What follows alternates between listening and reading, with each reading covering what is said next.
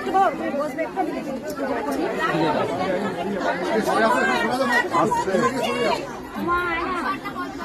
একশো আটটা পদ্ম আছে। কেন কি জন্য নিয়ে এসছো? 108টা পদ্ম নিয়ে নাও।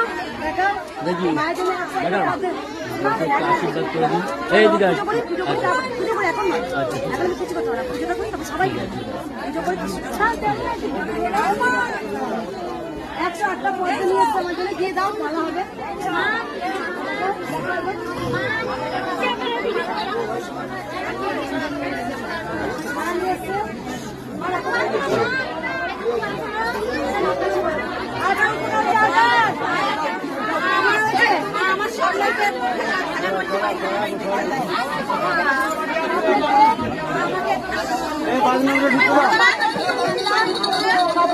খেলনা নিয়ে এসে তোমায় জানো, সবাই জানো।